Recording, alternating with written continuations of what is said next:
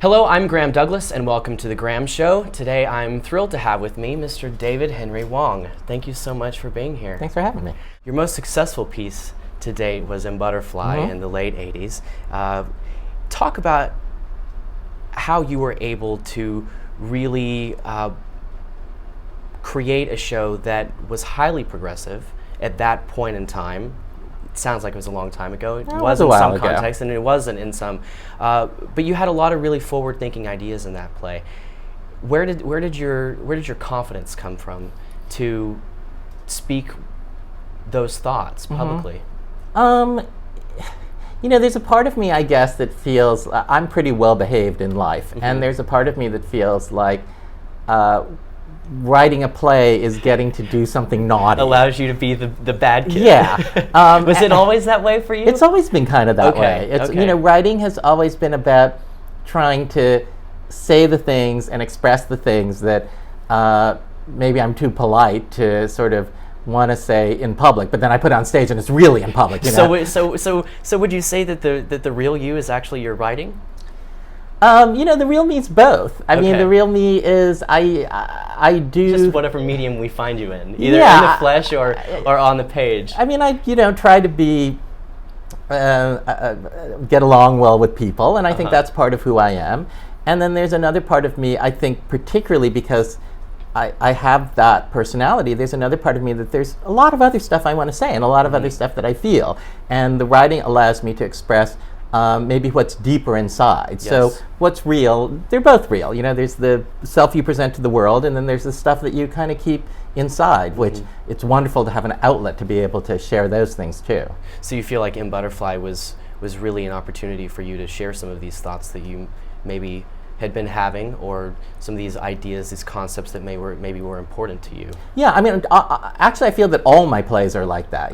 They all the plays give me an opportunity to kind of, I write on a yellow legal pad mostly, so to hold that legal pad up to myself as a mirror and find out how I really feel about something deep inside. When you were working on In Butterfly, where did the inspiration come from initially for the play? Well, I was kind of at a cocktail party, and somebody said, "Have you heard about this French diplomat?" And he had a 20-year affair with a Chinese actress who turned out to be A, a spy, and B, a man in drag, and the diplomat claimed that he never knew the true gender of his lover. So I thought, well, that's really interesting, because the question that was running around at the time is the most obvious one, which is, well, how could he not have known? Right. How can you have a lover for 20 years and not have known it's actually a man? And so I was thinking, I thought this one might be a good play, and I thought about the story for a long time. I mean, a few months. And one day I was driving around, I was living in LA, and I thought, oh, what did this diplomat think that he'd found when he found this, when he met his lover? And the answer came to me, he probably thought he'd found his version of Madame Butterfly. Madame Butterfly is the heroine from Puccini's opera of the same name, and it's basically, about an American sailor who goes over to Japan around the turn of the previous century, and has a romance with this kind of geisha girl who ends up, in Puccini's telling, kind of embodying all of these, I would call them stereotypes about Asian women, that they're sort of submissive and self-sacrificing and demure. And so I thought, okay, this diplomat thought he'd found his Madame Butterfly. And so it becomes, to a large extent, a story of self-delusion, that the diplomat wants to believe that he's this kind of powerful Western guy in China, and he's having this affair with this submissive Asian woman, and he sees everything through that lens. And in a way, it becomes about how when you stereotype people, to some extent, it hurts the individual being stereotyped, but it also hurts the person doing the stereotyping, because that person is not seeing the world clearly. He's seeing the world through the kind of rose-colored lenses of how he wants to believe reality works. How much of yourself do you feel like you brought to the character of that? Yeah, I think you have to, as a writer, you have to bring. You find qualities in your character. Did you feel like, maybe growing up as an Asian American, young man that you were stereotyped? Yeah, I mean, I feel like I, became pretty familiar with what the stereotypes of Asians are growing up at that point in history in a part of Southern California where there weren't so many Asians. So I mostly grew up with like whites and Latinos. And so I was drawing on that. I was, there's some ways in which I identify with the butterfly character, with Sung Lee Ling. There's some ways that I identify with Gallimard, the French diplomat. You find those things that you can identify with in the characters. At what point in the process did you know that it was going to be such a hit? Oh, I didn't know it was going to be a hit until, I guess once we won the Tony on Broadway, then, there's a pretty good chance that we were going to do well. But you never had any sort of kind of gut feeling that maybe you were onto something brilliant? I loved the play as I was writing it, but that doesn't necessarily mean that it's going to be a hit or flop. You can't really predict that, and in a way it's good because it just forces you to write what you really believe in. Sure. So we did the play, we did what was called an out-of-town tryout. You take it to another city first before you bring it to Broadway. And we did it in Washington, D.C., and the reviews were not great, and people weren't, coming to the theater. And everybody kind of thought it was going to be a flop.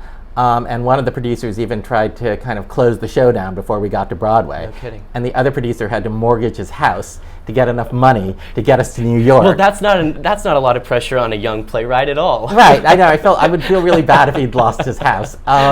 Good thing it was a success. Yeah, so fortunately it has a happy ending. Yes. But even the cast, I feel like, I remember they had there was like a betting pool going on among the actors about when the play was going to close. Because everybody loved the play. It's not that, but it was just like everybody felt it was just too out there for Broadway and it wasn't going to be commercial. So, there's a lot to be said about just trying to make the thing that you want to make. That's the important part of the process. And then, if you get success, it's a great thing, but that's the kind of icing on the cake. It's not the cake itself. Not only did the play shoot you to stardom, but it also shot Pt.1 to stardom as well. I've read and I've heard that his name, the B.D. Wong of his name, was designed as kind of an opportunity for you guys that are involved in the play to fool the audience. Is that true? Yeah, because part of the way the play works is that the audience doesn't find out that the actor playing the Chinese spy is a man until they begin to get inklings someplace in the second act, and then it becomes patently obvious in the third act. But as a result, the method of the play is that the audience has the same experience that Gallimard has, and the play tries to fool the audience as well. So one of the things we did was, his name is Brad. And he was, I think, going at that point by Brad Wong, and we made him BD to kind of make his gender more ambiguous for the audience. And it's stuck with him ever since. As an Asian American playwright, do you feel it's your obligation to be a voice for your culture and for your heritage? I don't feel it's an obligation per se. When I started writing, there were not that many Asian American playwrights, and with that being said, you were the first Asian American playwright to win the Tony Award. I was really the first Asian American playwright on Broadway ever.